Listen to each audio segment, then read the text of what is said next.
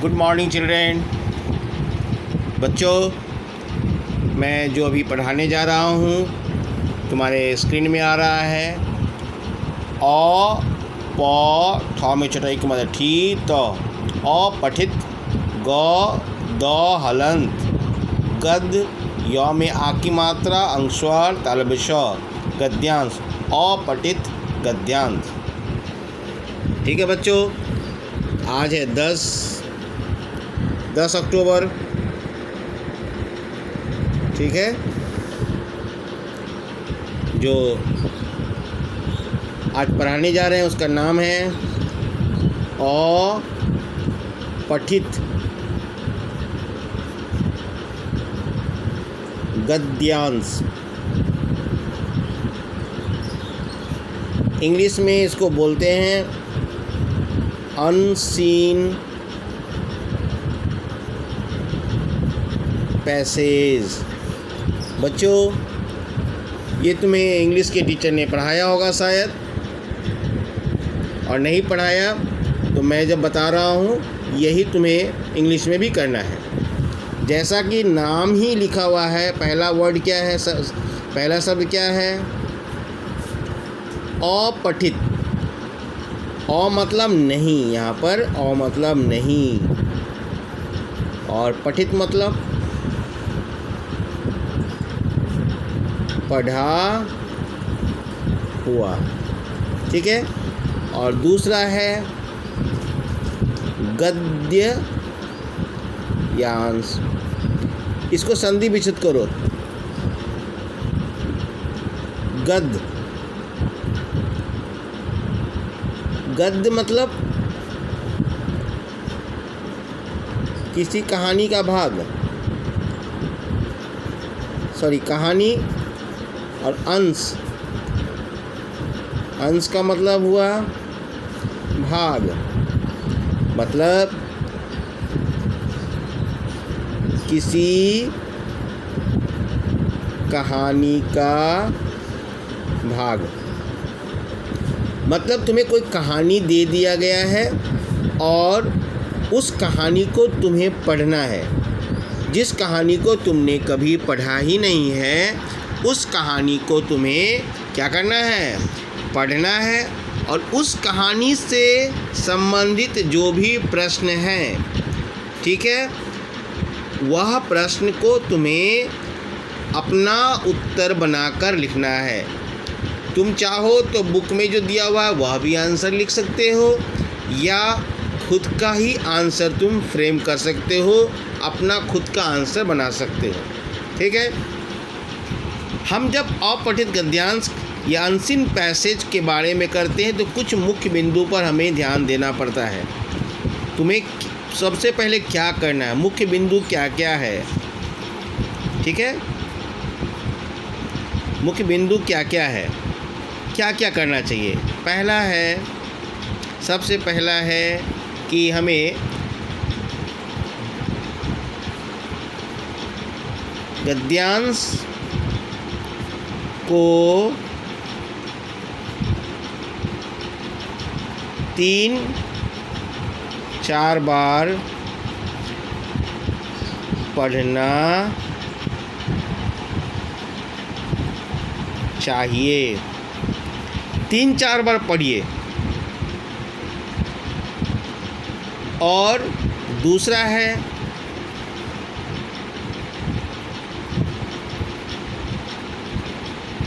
गद्यांश के भाव को समझे। तीसरा है कुछ शब्द गद्यांश में कई बार प्रयोग हुए हों उसे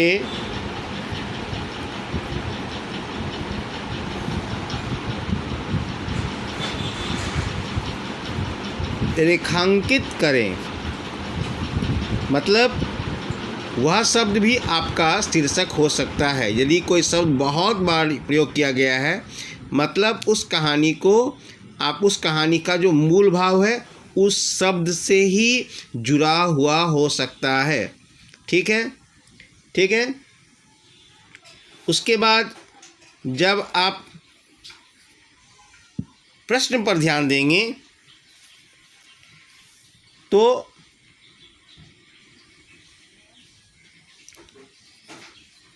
प्रश्न को भी कई बार पढ़ें, उससे भी आपको कहानी का भाव, शीर्षक तथा उत्तर समझ में आने लगेगा। ठीक है बच्चों। उसके बाद कुछ बात जो है उसको ध्यान से देखना है बच्चों।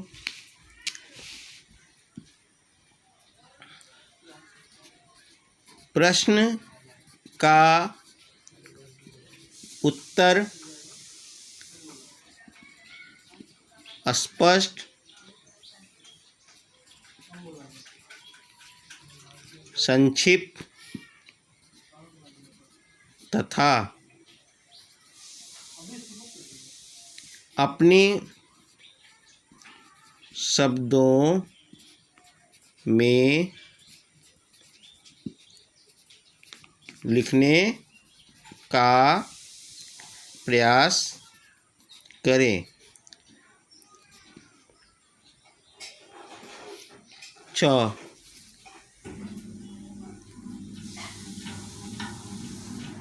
गद्यांश के उत्तर भी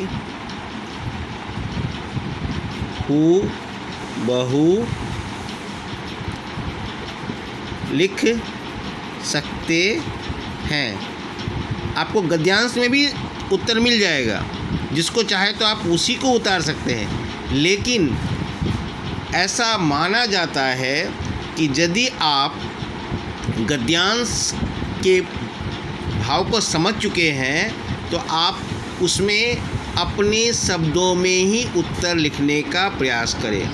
हमारे यहाँ जो है सबसे पहले जब मैं पढ़ता था स्कूल में तो हमारे जो प्रश्न पत्र जो होते थे, हमारे प्रश्न पत्र पर पहला पंक्ति तुम लोगों को क्या लिखा जाता है कि 15 मिनट आपको नहीं लिखना है, लेकिन हमारे यहाँ लिखा जाता था कि आपको अपने सब परीक्षार्थी, यह सब जो लिखा रहता सेंटेंस मैं बोल रहा हूँ, आप किसी बिहार, यूपी या उत्तर भारत के किसी भी जो पुराने पढ़े लिखे उसे पूछ सकते हो। लिखा रहता था परीक्षार्थी यथासंभव अपने शब्दों में उत्तर दें। परीक्षार्थी यथासंभव अपने शब्दों में उत्तर दें। हमारे हर प्रश्न के ऊपर में यही लिखा रहता था प्रश्न पत्र में। मतलब examinee you may right your own answer, you can frame your own answer, but it must be from your that unseen passage. You can't give the answer from others. मतलब आप जो है प्रश्न का जो उत्तर देंगे वह आपका पैसेज से ही हो, अपठित गद्यांश से ही हो, परंतु आप अपने शब्दों में, अपनी भाषा में, मतलब अपने विचार के अनुरूप भी लिख सकते हैं, लेकिन वह मिलना चाहिए। ठीक है बच्चों, ठीक है। आपको उसमें पूछा गया है कि भारत के प्रथम प्रधानमंत्री कौन हैं, तो आप प्रधानमंत्री तो लिखेंगे, लेकिन आप जो है पाकिस्तान का प्रधानमंत्री का नाम नहीं लिख सकते हैं। ठीक है, उसमें तो प्रधानमंत्री का नाम आना ही चाहिए। ठीक है। और प्रश्न जो है कई तरह से हो सकते हैं बच्चों। हमको प्रश्न को समझना सबसे पहले चाहिए। मैंने पहले भी कहा, जैसे मैं कह रहा हूँ कि कोई प्रश्न जो है वह कई तरह से दे सकता है। सपोज़ कीजिए कि कहा है इसमें कि हिमालय पर्वत के एवरेस्ट चोटी पर सबसे पहले कौन चढ़ा। एक ये भी हो सकता है, ये एक प्रश्न है। उसके बाद दूसरा प्रश्न वही हो सकता है कि हिमालय चोटी के एवरेस्ट पे सबसे पहले झंडा कौन फहराया, तो उसका मतलब भी आंसर सेम ही होगा। और तीसरा जो है हिमालय की चोटी एवरेस्ट पर सबसे पहले विजय कौन प्राप्त किया, उसका आंसर भी सेम होगा, तेंजिंग नोर्गे। ठीक है बच्चों, कहने का मतलब हमें प्रश्न कई तरह से घुरा कर दिया जा सकता है, ट्विस्ट करके दिया जा सकता है, लेकिन उसके मूल भाव को समझना पड़ेगा कि हिमालय के सबसे ऊंची चोटी एवरेस्ट पर किसने फतह किया, विजय प्राप्त किया, चढ़ा, सबका अर्थ एक ही है। ठीक है बच्चों, और अंत में आपको उस कहानी का एक शीर्षक देना पड़ेगा। शीर्षक भी गद्यांश का लिखें। ठीक है, तो ये मूल रूप से गद्यांश कैसे लिखा जाता है मैं वो कर रहा हूँ। मैं अभी एक गद्यांश को पढ़ रहा हूँ, उसके बाद मैं उसका उत्तर उसमें लिखा हुआ ही है, और मैं एक होमवर्क के रूप में एक दूसरा गद्यांश दूंगा जिसे आप लोग को पढ़ना है। मैं पढ़ रहा हूँ यहाँ से। नीचे कुछ अपठित गद्यांश प्रश्नों के उत्तर सहित दिए गए हैं, इन्हें पढ़िए और समझिए। ये यहाँ से लेके यहाँ तक एक गद्यांश है, मतलब एक अंश है, द पार्ट ऑफ स्टोरी। गद्यांश का मतलब हुआ पार्ट ऑफ स्टोरी। बहुत पुरानी बात है, सुंदर गांव में साधु सिंह, शैतान सिंह नाम के दो भाई रहा करते थे।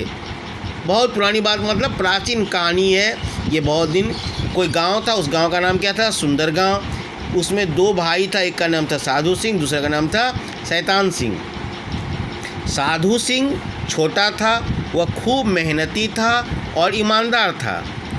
वह गांव वालों का आदर करता था और इस वजह से गांव वाले उसे खूब प्यार करते थे। अब देखो साधु सिंह के चरित्र को दिखलाया गया है कि साधु सिंह जो था, दो भाई में जो पहला भाई साधु सिंह था वह तो छोटा था, लेकिन वह मेहनती था। क्या था वो? खूब मेहनती था और ईमानदार था, मतलब ऑनेस्ट था, और गांव वालों का वो आदर करता था। गांव वालों का आदर मतलब गरीब हो, अमीर हो, नाटा हो, गोरा हो, काला हो, फकीर हो, है ना, कमज़ोर हो, बीमार हो, सबका आदर करता था। मतलब वह रेस्पेक्ट करता था, सम्मान करता था। आदर मतलब क्या होता है? सम्मान करना। ठीक है, क्या होता है आदर करना? मतलब सम्मान। ठीक है, और इस वजह से गांव वाले उसे खूब प्यार करते थे। क्यों प्यार करते थे? यही प्रश्न हो गया। साधु सिंह को गांव वाले क्यों प्यार करते थे? तो क्या लिख सकते हो? साधु सिंह को गांव वाले इसलिए प्यार करते थे कि वह मेहनती था और ईमानदार था और वह सभी का सम्मान करता था। बस हो गया। जबकि उसका बड़ा भाई शैतान सिंह का चरित्र का चित्रण कर रहा है। देखो ये लेखक, उसका बड़ा भाई शैतान सिंह जो था वो क्या था? बेईमान और दुष्ट था। मतलब छोटा भाई का ठीक विपरीत था। छोटा भाई क्या था? मेहनती ईमानदार। तो बड़ा भाई क्या था? बेईमान और दुष्ट। शैतान सिंह किसी का आदर नहीं करता था। देखो छोटा भाई जो था साधु सिंह वह सबका आदर करता था, लेकिन बड़ा भाई शैतान सिंह किसी का आदर नहीं करता था। मतलब वो क्या था? घमंडी था। ठीक है, अहंकारी था। ठीक है, ईर्ष्यालु था। उनके पिता अनाज का धंधा करते थे। उसके पिताजी का क्या काम था? क्या व्यापार था? धंधा मतलब व्यापार, काम। तो उसके पिताजी अनाज मतलब चावल, दाल, गेहूँ इत्यादि बेचते थे। पिता के देहांत के समय, देहांत मतलब पिता मर गए, देहांत मतलब मर जाना यानी मृत्यु। ठीक है, देहांत के समय वे दोनों छोटे थे। जब उनके पिता मरे थे तो दोनों छोटे थे और मिलजुल कर रहते थे। जब वो पिता थे जिंदा, मतलब उस समय तक वे छोटे थे और आपस में मिलकर रहते थे। वे बड़े हुए तो शैतान सिंह के मन में बेईमानी आ गई। शैतान सिंह जो है वो क्या हो गया? बेईमान हो गया। बड़ा भाई क्या हो गया? बेईमान हो गया। उसने पिता की दुकान पर लड़ झगड़ कर कब्जा कर लिया। क्या क्या उसने? अपने पिता की दुकान पर उसने कब्जा कर लिया। क्या कर लिया? कब्जा का मतलब दखल कर लेना, दखल कर लेना। कैसे? जोर जबरदस्ती, जोर जबरदस्ती। ठीक है, तो मतलब दखल किया तो किसको निकाल दिया? अपने छोटे भाई साधु सिंह को निकाल दिया। साधु सिंह को पिता के संपत्ति में हिस्सा नहीं दिया। ठीक है बच्चों, ये कहानी का अर्थ समझ गया। अब देखो प्रश्न तुम्हें कई है इसमें, ये तो उत्तर कर दिया है, लेकिन तुम्हें एक ऐसा प्रश्न आएगा, उत्तर तो नहीं देगा, तुमको करना पड़ेगा। पहला प्रश्न है साधु सिंह कैसा व्यक्ति था? पहला है कामचोर आलसी, दूसरा था मेहनती और ईमानदार, और तीसरा था बुद्धिमान। तो कौन आंसर है इसमें? देखो यहाँ टिक किया हुआ है। ठीक है, दूसरा प्रश्न है शैतान सिंह कैसा व्यक्ति था? सज्जन और परिश्रमी, दुष्ट और बेईमान, अत्यंत कमज़ोर। 3 ऑप्शन है, 3 विकल्प है तुम्हारे पास, तो तुम्हें देखना है कि वह कैसा था, दुष्ट और बेईमान था। यहाँ टिक किया हुआ देख लो। ठीक है, तीसरा है उनके पिता का क्या काम करते थे? ऐसा भी होगा उनके पिता क्या धंधा करते थे, या उनका क्या व्यापार था। सभी प्रश्नों का उत्तर होगा अनाज का धंधा, कपड़े का धंधा, ईंटों का धंधा। तो क्या करते थे? अभी तुम्हें बताया है, अनाज का मतलब चावल दाल इत्यादि बेचते थे। चौथा, ईमानदार शब्द का विलोम क्या होगा? देखो ये व्याकरण से दे दिया, तो ईमानदार का विलोम क्या होता है? चतुर, बेईमान और समझदार। तीनों में से कौन सा होगा? तो बेईमान। ठीक है, और बेईमान में उपसर्ग होगा ईमान। ठीक है, बेमान क्या होगा? तो मान। देखो ये मान उपसर्ग मतलब जो शब्द के आगे लगता है, शब्द के पहले और आगे, तो आगे उपसर्ग मतलब बाद में जो लगता है। तो बच्चों ये 5 प्रश्न का उत्तर तुम्हें यहाँ पर प्रश्न है और साथ साथ में उत्तर है। ठीक है, तो मैं तुम्हें अब जो है दूसरा एक पोस्ट करूँगा, तुम्हें एक अपठित गद्यांश, उसको तुम्हें सॉल्व करना है और मुझे भेजना है। Thank you, have a nice day.